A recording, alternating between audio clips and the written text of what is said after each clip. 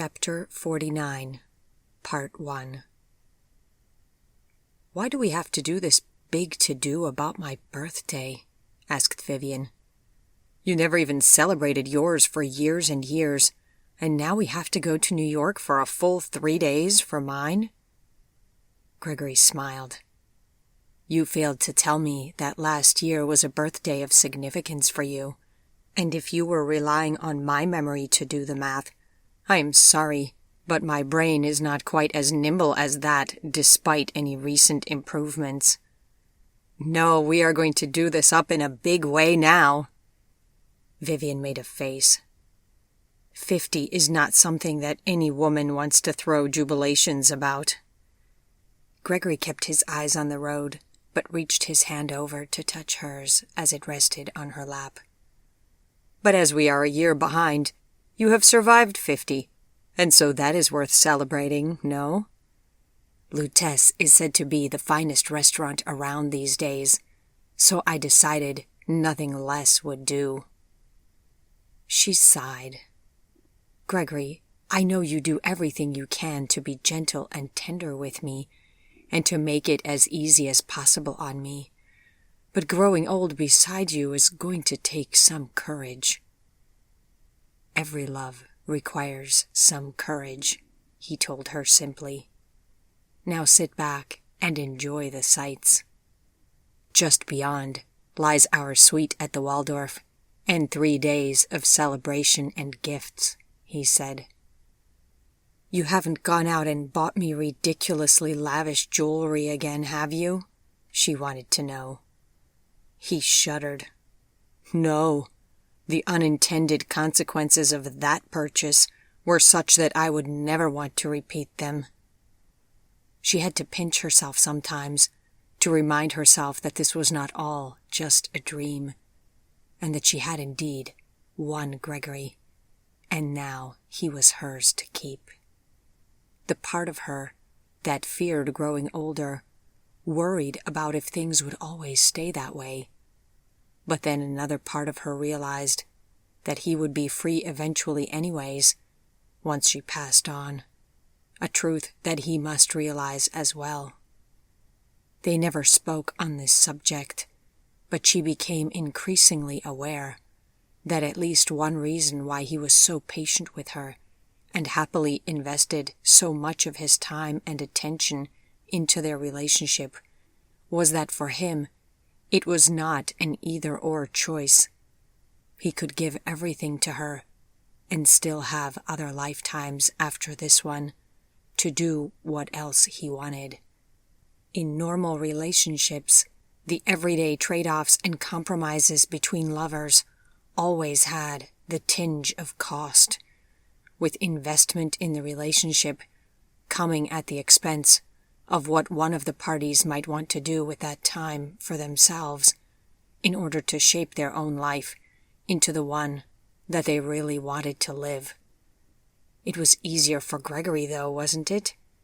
He was contented to live her chosen life with her in Pepperton, because it and she was temporary, whereas he was not, and one day he would be free to have another life without her. It was a grim thought. That evening found them at a table in the dining room at Lutece, clinking champagne flutes, with Gregory glowing in his dark suit in the candlelight, like the demigod that he very nearly was. How everyone around them could not see his giant gray wings was a mystery that Vivian thought she would never comprehend. It was so clear that he was no mere mortal. "You know, it has been wonderful, this time at last with you," she told him. "The only drawback has been the ridiculously high water bills, what with your long, boiling hot showers and baths." She smiled, and he smiled back. "Happy birthday to you, Vivi," he said. "To another great decade. May we be blessed to spend all of it together, in good health and in the fullness of love. I love you more than any words can say." And thank you for all of these years of unlimited hot water. She laughed, took a sip of her champagne, and felt her heart lifted up into the heights of heaven, forgetting her worries and her age and every other irrelevant thing. Having his love like this was all that mattered. In the evening, the old film Casablanca was on TV, and so she put on her glasses and they watched it together in their hotel room, curled up on the large soft bed together and surrounded by a tall mound of soft white pillows. It was amazing to Vivian how well she remembered it, despite having seen it so many years ago now. Now that is a great film, admitted Gregory, when the final credits came up on the screen. He stood up and turned off the TV. I know. I love it too. You know, I think it is on television not infrequently. Now if only we still had that color set that you threw out, she began. Oh, stuff and nonsense, he told her. Rick and Elsa maybe, but would you really want the news anchor, the weatherman, Lawrence Welk, Richard Nixon, and all the rest of them moving in with us and invading our home? And then he kissed her breathlessly until she had to laugh and agree. What followed were 3 magical days in the city together, where Gregory's wealth allowed them every luxury. She asked him again if he wanted to move closer to the city, but he said no, and she was glad for it. She was not ready to relinquish the control of her store, and with little Daniel growing up now, she did not want to miss his childhood. Sophie and Edwin might also surprise her and have additional children. It was hard to know, because Sophie herself had become very closed off to Vivian ever since Gregory had reappeared. Maybe this was the decade when she would at last forgive them both? At least now she let little Daniel go for overnight visits again with Vivian, something that Edwin had probably had something to do with. At least he had some common sense. The drawback of having a small child visit was the exposure to odd new variants of colds and flus. Vivian had more runny noses and coughs than she had had in many years, and the day came when she got a fever, also rare for her. Gregory held her for 3 days straight, worrying needlessly over her and humming to her and reading her small, silly things. Sometimes she just lay in his arms and listened to the sound of his heart. She wished that she could sleep in his arms, but she knew well that it only worked as long as she was only pretending to sleep. Still, it was the softest and most consoling thing to be so cared for when she felt unwell. The store was thriving, but it was still an immense amount of work, and Gregory kept asking her when she might consider retiring. She told him that she could not imagine retiring at any age before 60 at least, and that she had every intention of enjoying the fruits of her efforts in those initial years when she had not yet built up a loyal customer base.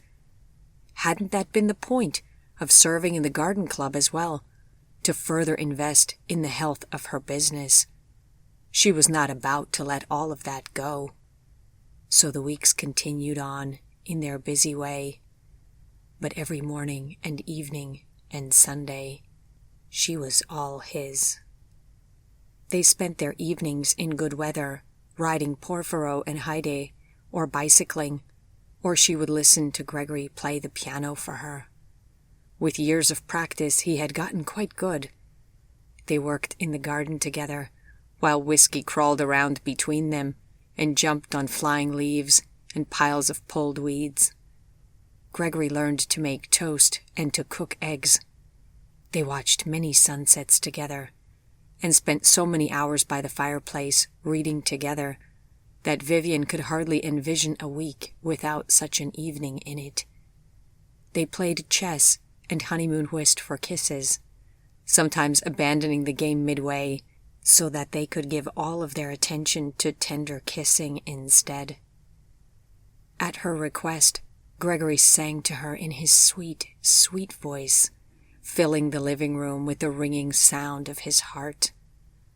La fleur que tu m'avais jetée, he sang in his lower voice, adapting the famous tenor aria from the opera Carmen, of a man inebriated by the scent of a flower thrown to him by the woman he loved.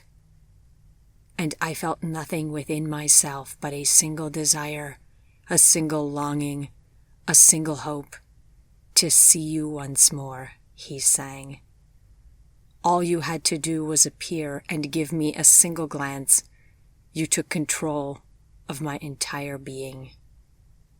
Vivian listened, mesmerized.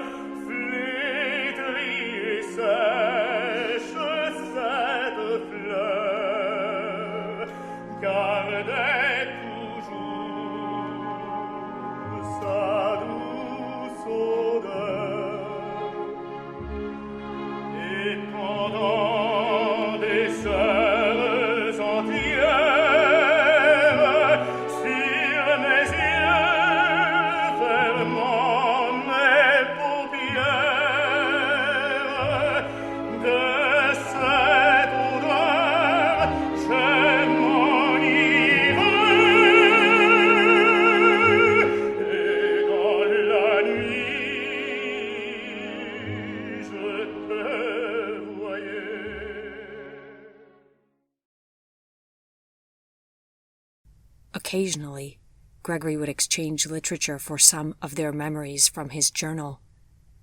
Do you remember the Café du Monde? And riding in Thibodeau? And going dress shopping at Bergdorf Goodman's? And the day that Anastasia came to town? And the day we went to the art museum, he would say. Of course I remember, she would tell him. And then he would read to her from their conversations, and she would roll her eyes and say, "Oh dear, but I was quite a silly young girl, wasn't I? And I thought I had so much sense." Sometimes whiskey would leave Gregory's side and return to sit with Vivian, staring over at Gregory from his new seat beside her. "Is he trying to make me jealous, do you think?" asked Gregory with a laugh. Gregory read her novels, plays, and poetry, moving them through the greatest literature of the English language, and occasionally through some translations as well. The writing became dense, the ideas thought-worthy. It became too difficult to focus on cross-stitch or embroidery while listening to these things, so most of the time, Vivian just sat still, or lay with her head resting against Gregory as he read, his young and strong voice moving through her like a wave, while his physical nearness yanked on her veins like a dog eagerly pulling on its leash because its master was near. After some time, Gregory began to ask her small, gentle questions about what they had read, and she became more comfortable discussing books with him, beginning with a preamble along the lines of, "Well, you know I never had much schooling, but I think," until eventually she felt confident enough to drop the preamble and just give him her thoughts. He always listened carefully to what she had to say, and was not too proud not to be swayed by it or have his opinion changed if he thought her interpretation the better one. "My little seamstress," he would sometimes say, "you have no idea how very proud I am of you. Books are the living ideas of those who came before us, you know, and they are also a kind of evidence. If we did not have Galileo's writings, how would we know that he had correctly understood the setup of the solar system? There is a world within books, that goes well beyond mere entertainment. In their readings, they turned more than once to Cyrano, who was such a special part of their own history by now. Aside from that ill-advised business with the love letters, Vivian pointed out, he lived an exemplary life. He was a true hero. Yes, he was. And I'm sure that is also why I admire him so much. He had the passion of a man, but the heart and the words of a woman, all while wearing an angel's holiness, said Gregory. You wear an angel's holiness too, thought Vivian, looking at him and wondering where to kiss him next. He beat her to it by bringing his lips to hers. When the reading material of choice was his old journals, revisiting their old conversations and their old rendezvous, their days in New Orleans and in Queens, Vivian began to think that Gregory had been right to document it all. It was a great blessing to have these memories now, but there was no denying that many of them were bittersweet, if not outright painful. Well, bittersweet is the flavor of life, isn't it? Thought Vivian. Gregory's own sadness still came upon him on occasion, but it seemed to lessen each time, and it took her a while to discover that his good and bad qualities could not really be pulled apart. To wish for him to entirely lose his recurring sadness would also mean losing his sparkle and his tender and passionate nature, since all of these elements in him sprang up from the same source. To cure him would be to lose him, such as he was. Let me instead try to do the best I can to help you carry this burden, she thought. Little Daniel was growing like a weed, and he was fast becoming a rough-and-tumble little boy. He looked more and more like Gregory with every visit, his beautiful little pale face gleaming beneath his mop of dark hair. He looks so much like I did at that age, it is downright uncanny, said Gregory. Yes, if I didn't know better, I'd ask you for uncomfortable explanations, Vivian jested. Gregory just gulped. Tell me that this is not the only reason that she wed Edwin, he said. Vivian shrugged. She has never confided in me. I'd say it is pretty clear that Sophie searched the earth for a husband who reminded her of you. How awkward, said Gregory. I'm so sorry if I contributed to this mess.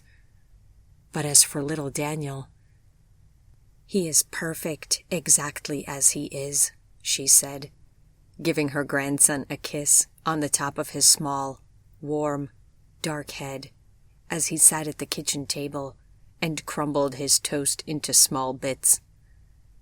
I was just about to say the same, Gregory told her with a broad smile. The librarian had recommended the Dr. Seuss books to Vivian as perfect reading for a younger grandchild, and so Vivian stopped at the bookstore on her next trip to Greenwich and bought up all of the Dr. Seuss books she could find. Gregory flipped through them with interest, remarking that narrative like Sue sews Sue's clothes would be perfect entertainment post-fifth bourbon, but that he was willing to risk his tongue sober and try to read it to Daniel. Thereafter, whenever little Daniel stayed over, Vivian would wash up in the kitchen to the low, sweet sounds of Gregory reading The Cat in the Hat, or If I Ran the Circus, or One Fish, Two Fish, to little Daniel in the living room before tucking him into bed.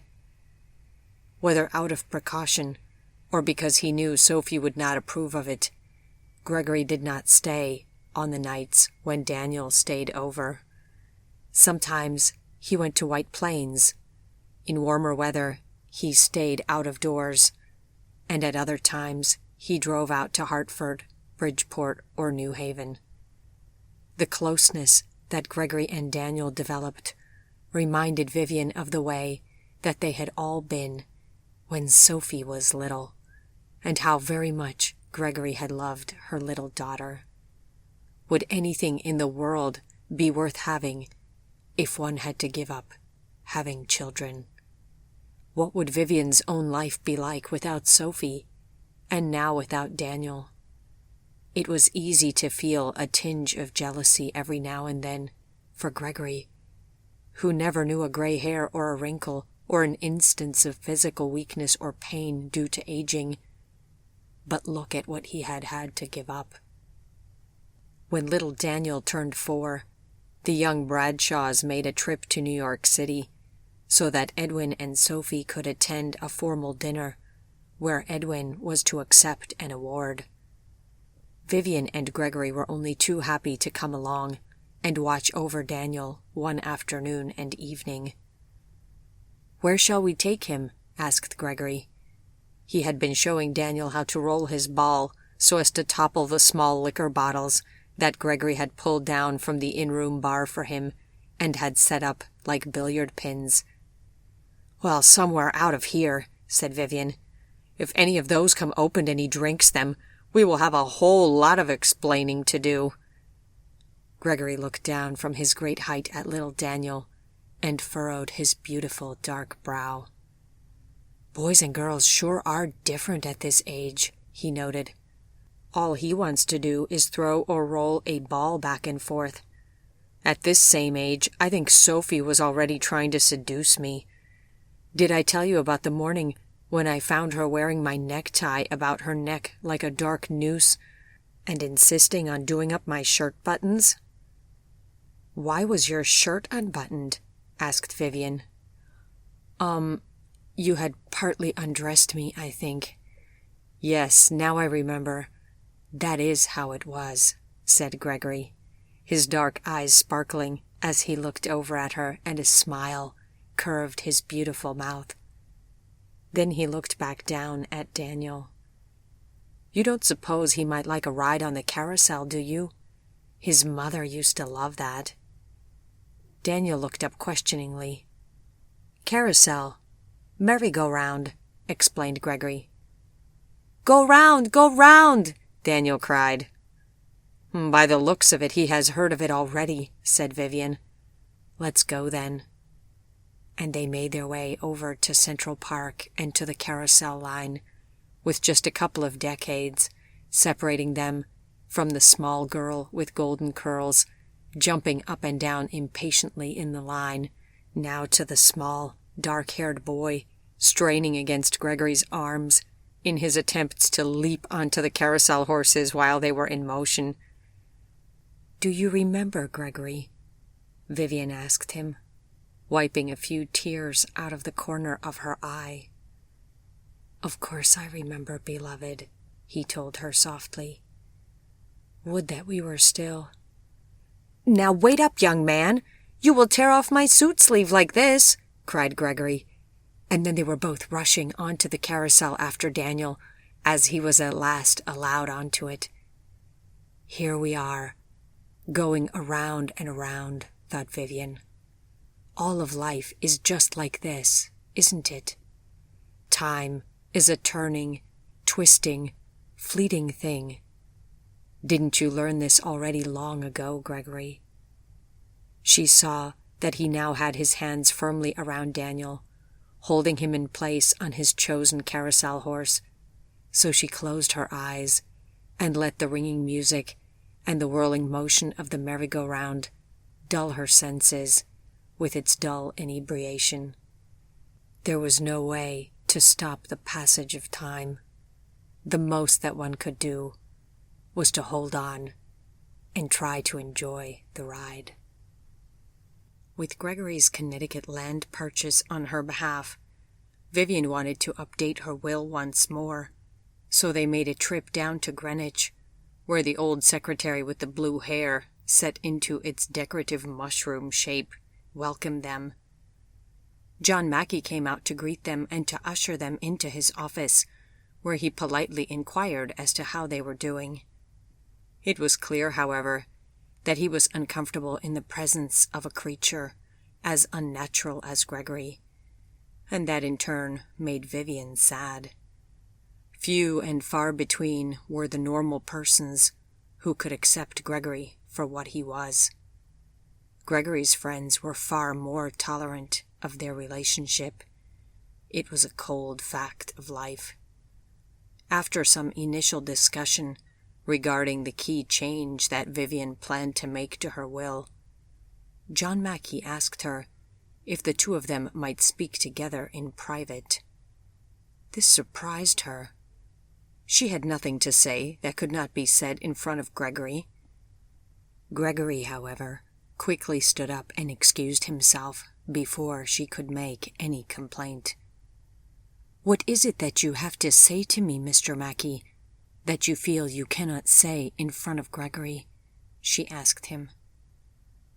"Only this, Miss Westcott, that if you also wish to make new provisions in your will regarding Gregory Morgan, you might tell me if you are considering marriage with him.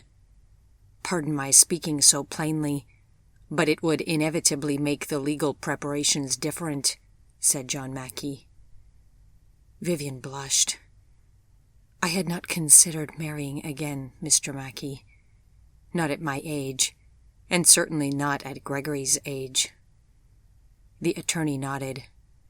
"I do understand," he said.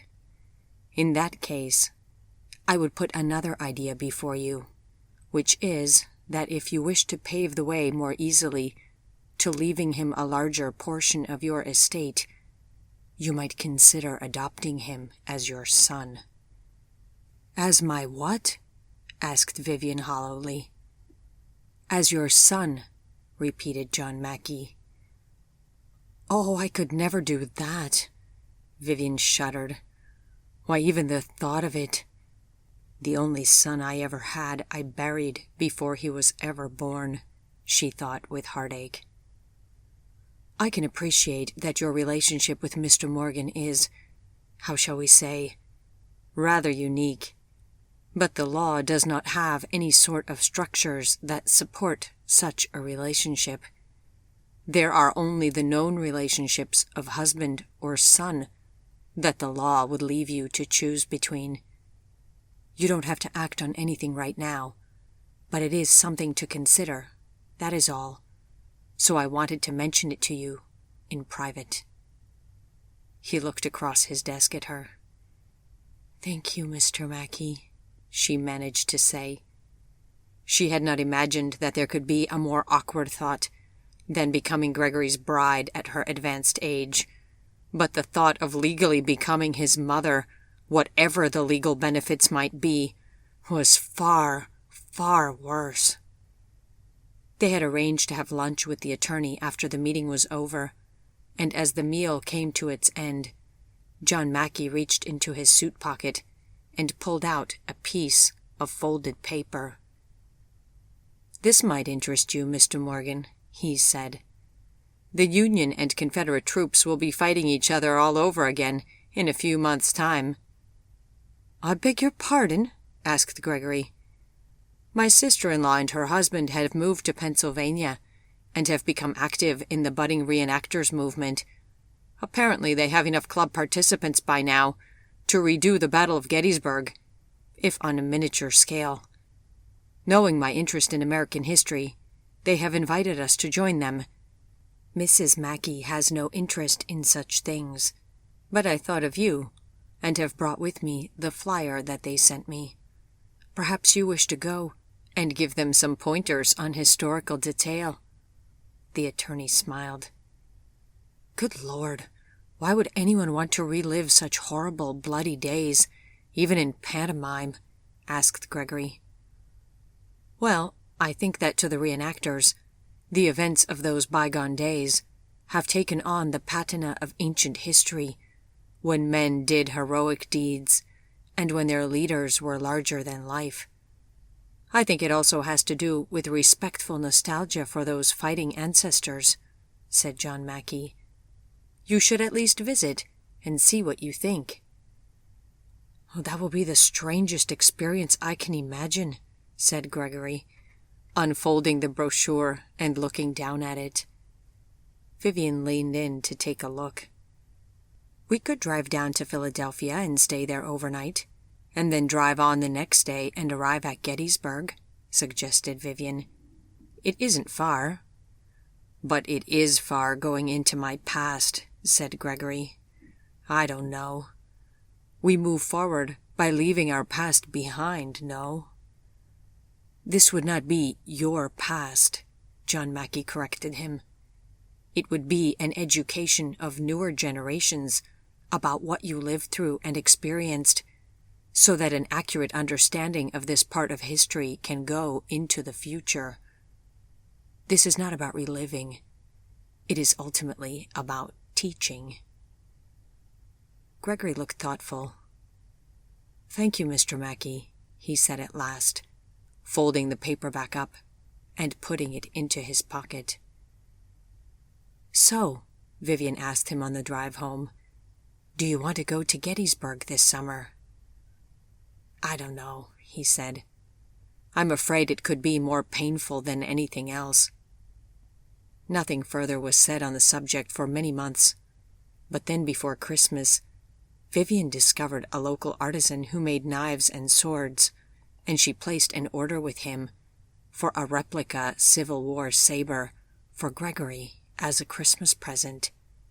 It looked uncertain if it would be ready in time to put under the tree, but somehow the order was completed, and she wrapped it carefully and placed it under the tree.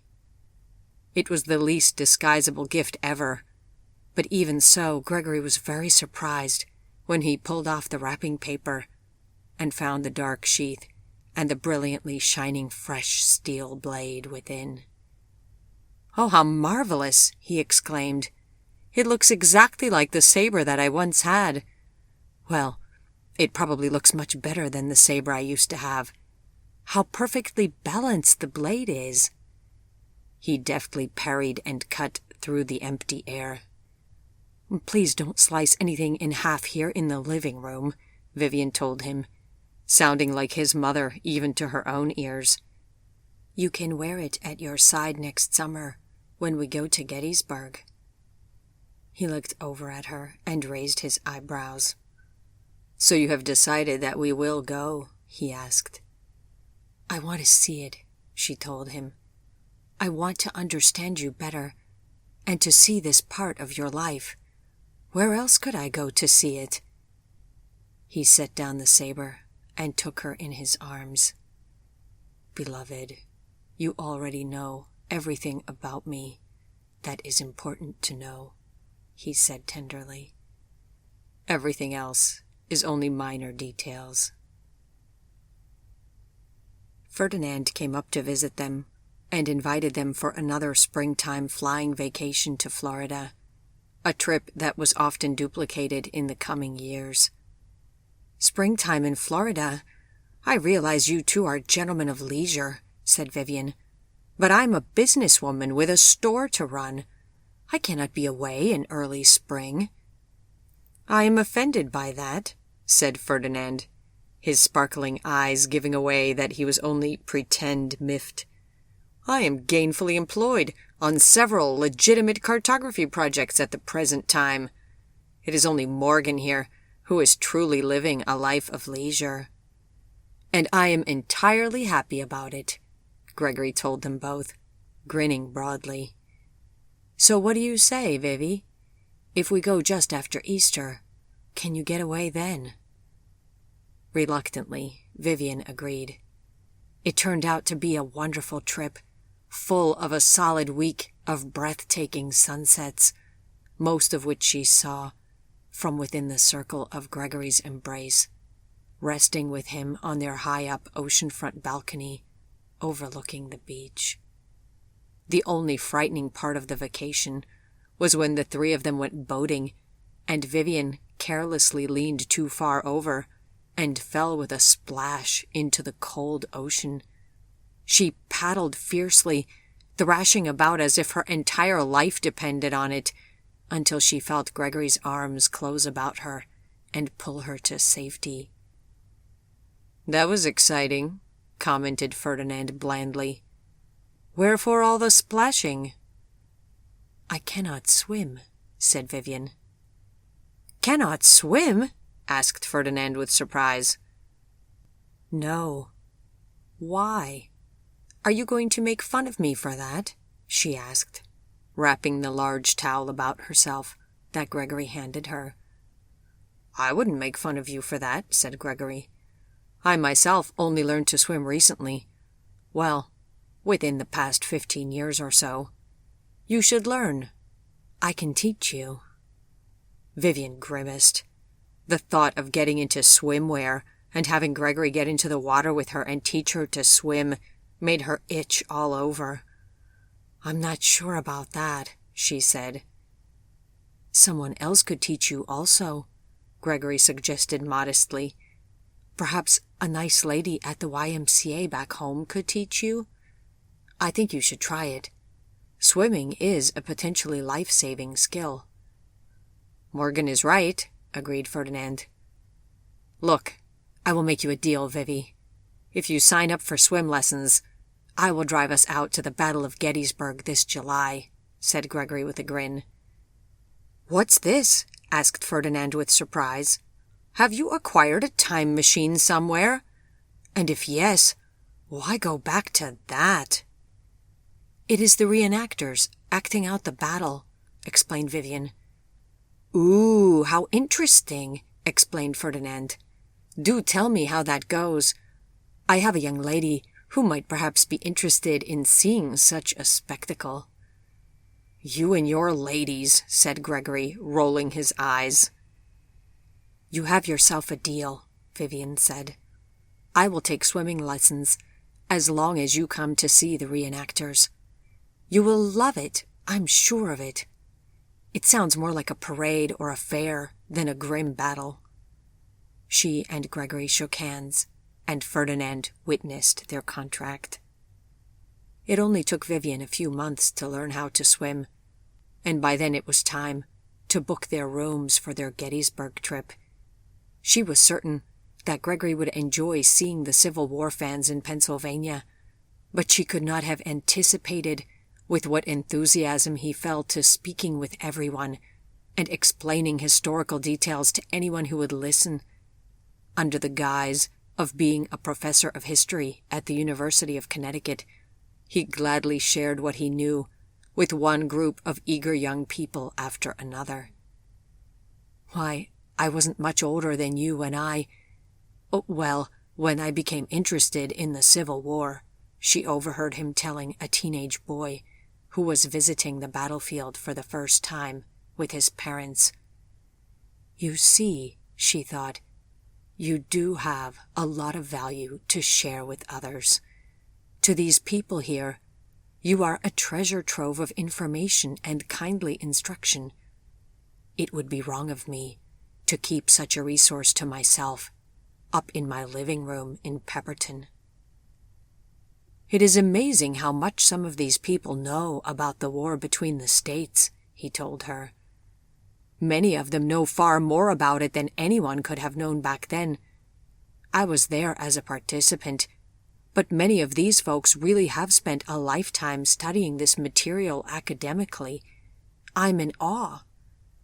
By the way, they will have a Civil War ball here in November," he added. "Now there is something that would be fun to attend. Would you join me for another historic ball? I will never forget how you looked at the Roosevelt Hotel all those years ago when we went to that ball with your mother." "Gregory, you know that I have no hope of looking like that anymore, now that I'm some 35 years older than I was then." Vivian sighed. "The thought of being compared to my own much younger self is not a kind one." He leaned in and kissed her temple. "Dear one, you are incomparable at this as at any other age," he murmured. "Well, I do at least have a tiara that I can use for the occasion if we do go," she said. "That's the spirit," he told her. "But you only taught me how to dance the waltz, and even that I have forgotten." "Now you think I should be able to do what? The Virginia reel? She asked, looking up at his handsome face. I tell you what, we should take some social dancing classes when we get home, he said.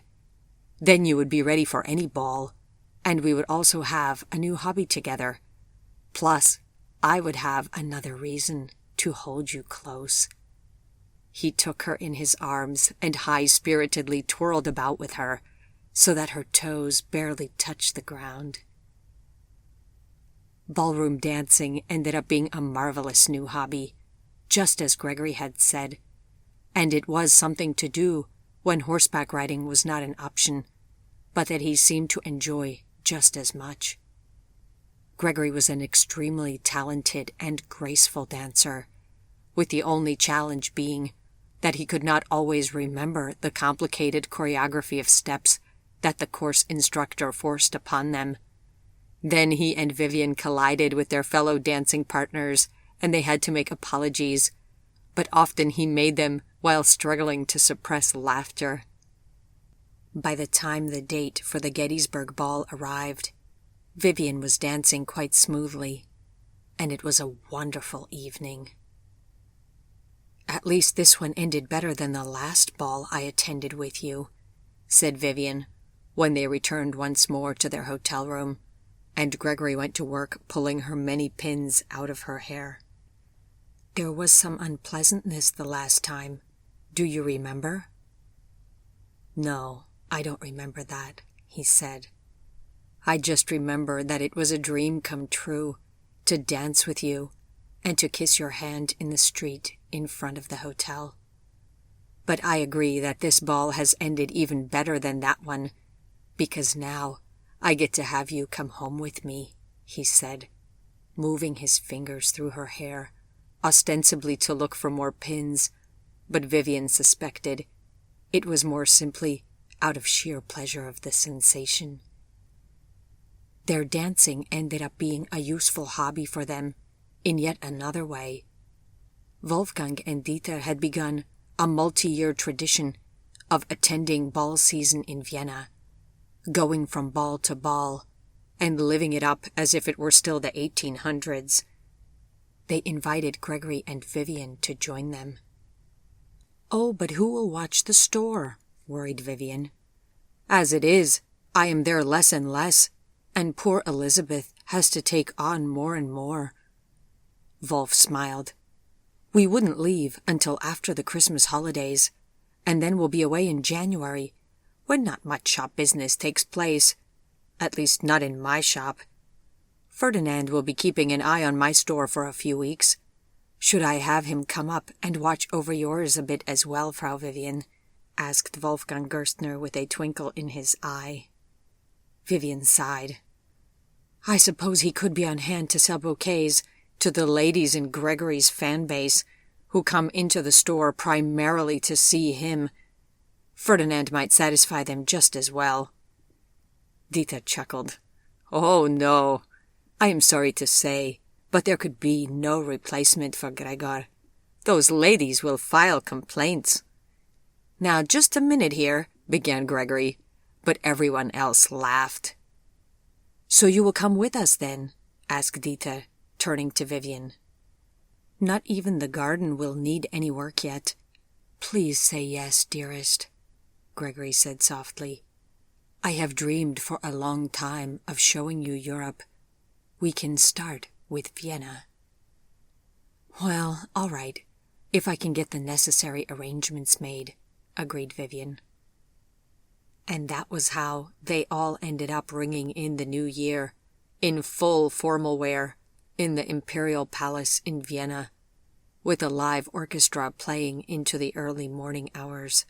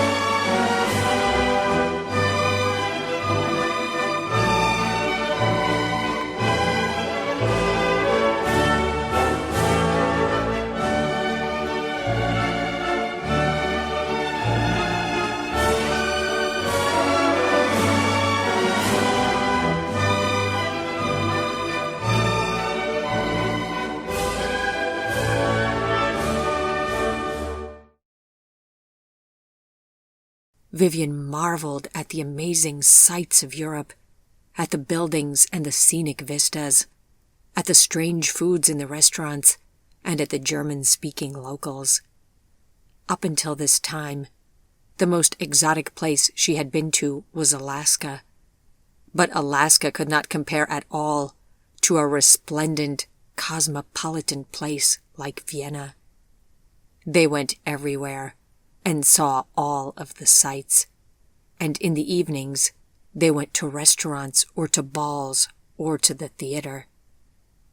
They thrilled to performances of famous Viennese operettas like The Merry Widow, and Vivian's favorite opera, Carmen, fell down to second place after seeing the frothy, aristocratic, and hilarious operetta Die Fledermaus. All four of them left the theater humming and pirouetting through the night streets to the Papa of its most famous waltz.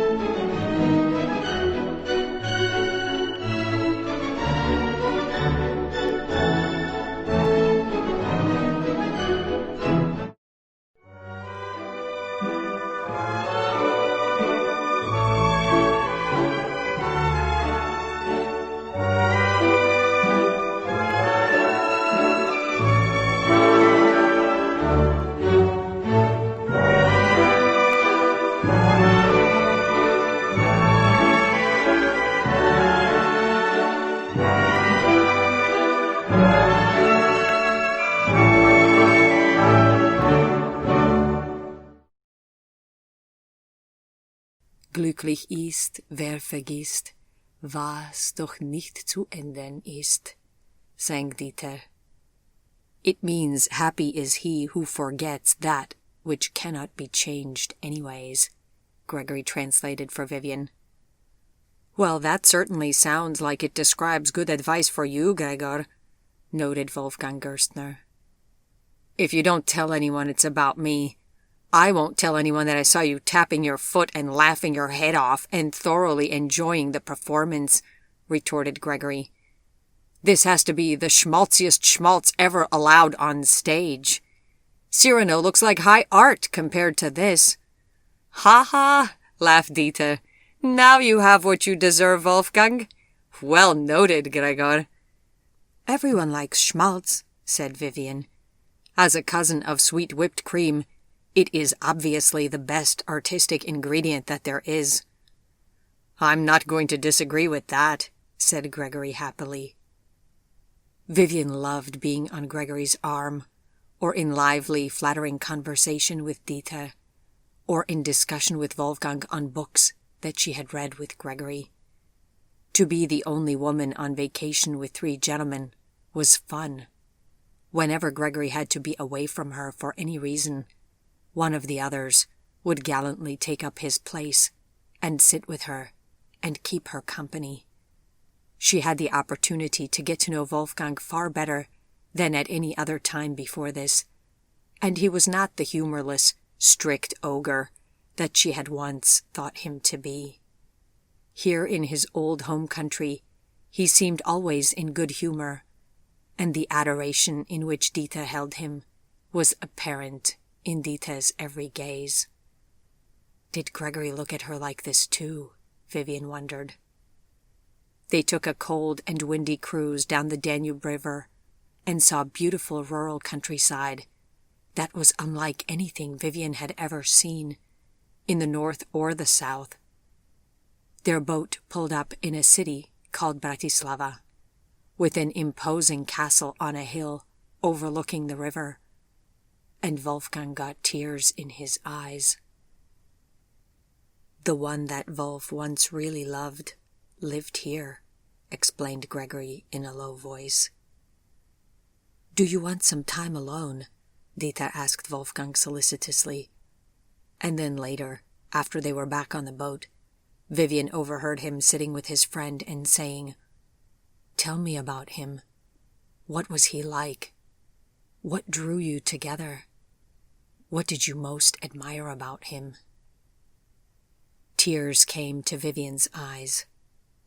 "Look at how tender he is about this," she said to Gregory. "And this other man, if he had also become unchanging, might be Dieter's rival today." "But he didn't, and he isn't," Gregory pointed out.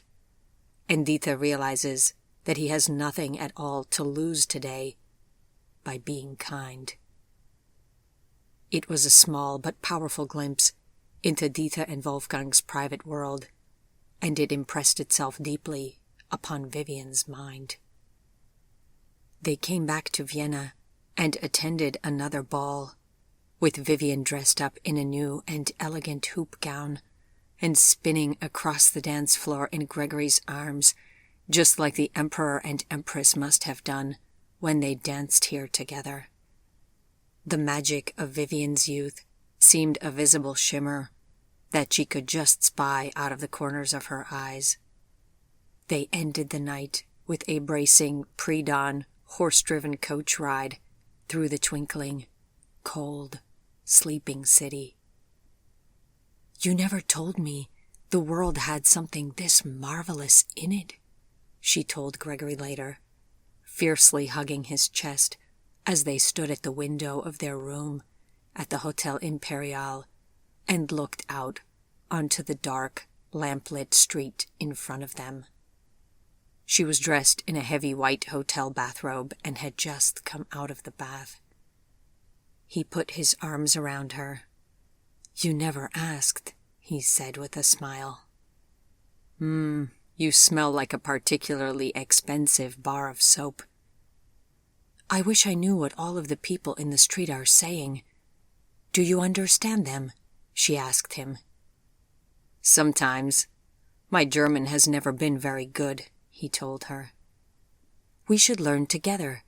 Do you think we might take lessons somewhere near us?" she wondered aloud. He kissed the top of her head. "I should think so, yes. Would you like that?" She nodded. "All right, now let me tuck you in so that I can go out," he said. "Will, Wolfgang and Dieter be joining you?" she asked lightly, trying not to think too closely on what they were going out for. He picked her up and carried her tenderly as a bridegroom to the curtain-bedecked bed and set her down upon it, sitting himself down on the edge of the bed beside her. "We do not go out together," he said. "That is the solitary burden of being a predator. Do you see two lions running off in the same direction in the African plains? But we try hard to return to humanity and companionship as soon as we can thereafter. Tonight, we will be meeting at Wolf and Dieter's suite afterwards. I wouldn't be half surprised if we end up playing tarot." She wound her arms about his neck. "Must you go?" she asked the side of his cool neck, full well knowing the answer. "Yes, beloved, I must," he said. "But I never really go, you know. The most important part of me always stays here with you. I will be back to hold you for your morning prayers." His lips descended on hers, and they abandoned themselves to sweet kisses until she could at last reluctantly bring herself to let him go. Once he was gone, she lay awake and stared up at the dark folds of the heavy fabric canopy that hung over the bed. This tremendous tenderness in him that he had to offer in a love relationship was directly tied to his emotional sensitivity and occasional unwellness, she now knew. The one made the other possible. He both bore the suffering and bestowed on her the fruits of his angelic nature. "I understand you better and better, my love," she thought. "You have become my husband in all ways." They added annual trips to Vienna in January for ball season, to their traditions, which was the perfect time for them all to be together now that Dieter had gone back to spending months at a time in Munich again at his laboratory. Vivian also kept up the annual tradition of giving Gregory a glass of not wine for his birthday. The fact that Wolfgang Gerstner knew someone at the New York Blood Bank who could draw blood discreetly, without any questions asked, was in hindsight the least surprising thing in the world. They also continued an annual tradition of having Ferdinand, Wolfgang, and Dieter over in Pepperton for the treasure hunt dinner, which everyone loved, as well as make visits to Lake Warramog together and to her mother's grave. We do all of these traditions to keep strong the ties that hold us together, she thought. Year in and year out, we work to keep our lives and our love evergreen. Although she still continued her chosen life as a small-town florist, and although she was a devoted grandmother at every chance she got, Vivian found herself pulled more and more into the world of Gregory's companions. Any initial caution that they had with her, being regularly in their midst, faded, and they let down their guard and became easy to get to know.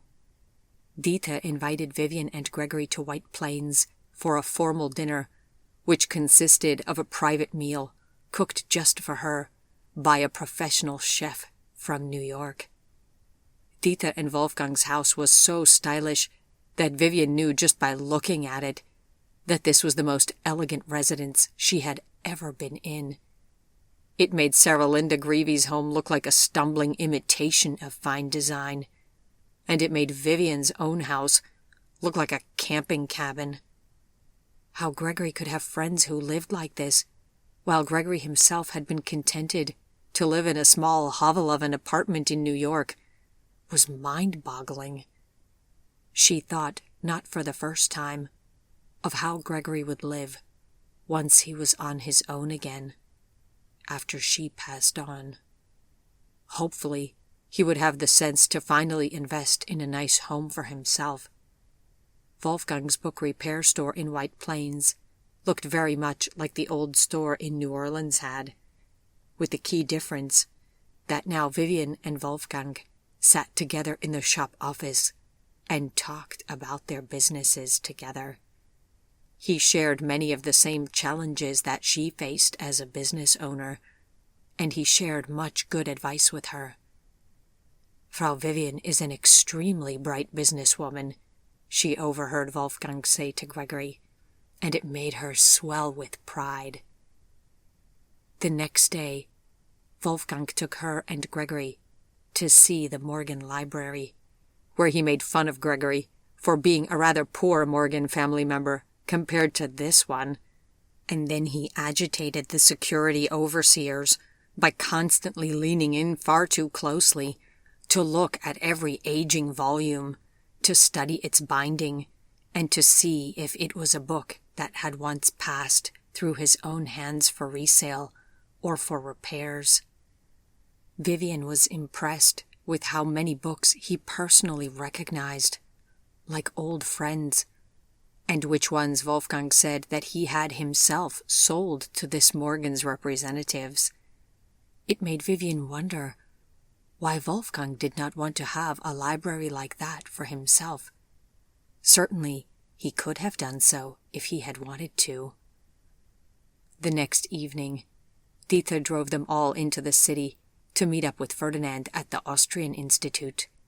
The Institute was showing an Orson Welles film called The Third Man, which had been filmed in post-war Vienna, and Dieter was keen to go and see it. Afterwards, they would all go to a late dinner with Vivian. "What atrocious traffic," complained Dieter, as he inched the car along in its lane. "Is something going on?" "It is New York. Something is always going on," said Wolfgang.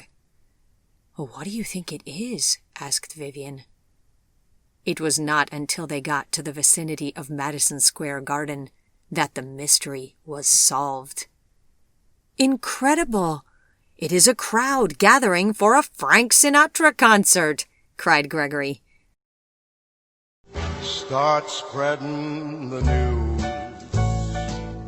I'm leaving today. I want to be a part of it. New York, New York. These vagabond shoes are longing to stray right through the very heart of it. New York, New York. I want to wake up in a city that doesn't sleep.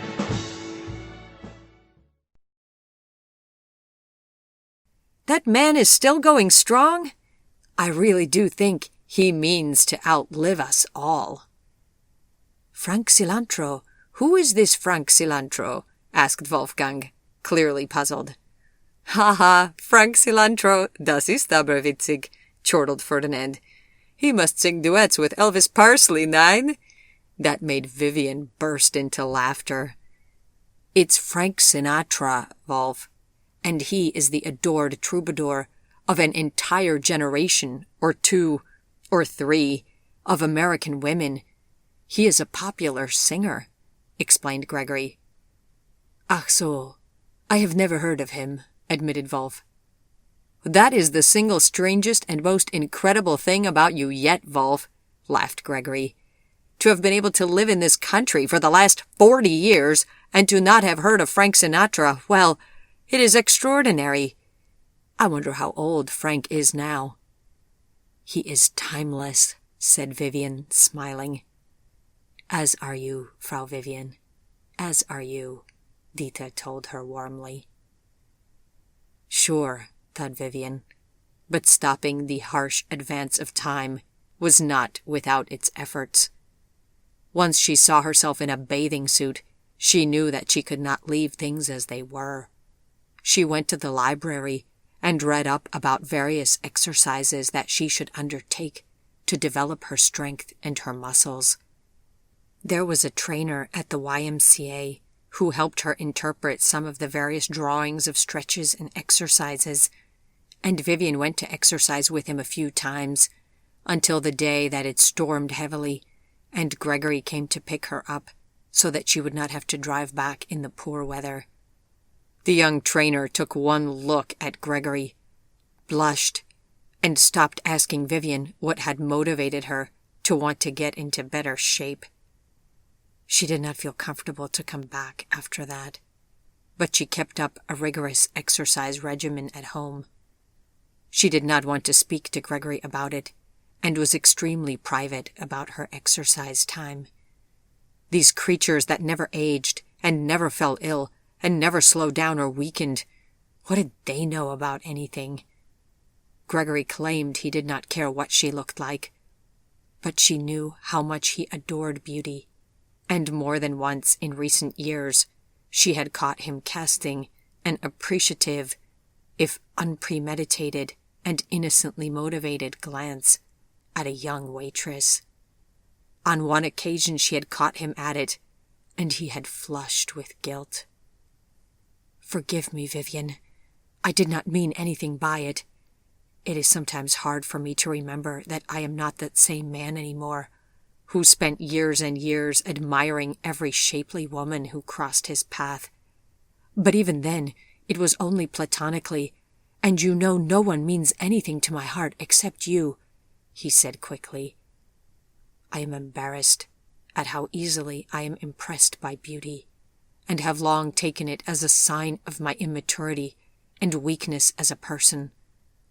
But my idiocy aside, I have loved only you these many, many years, and that will never change. Yes, I know, Gregory. Don't worry about it, she reassured him.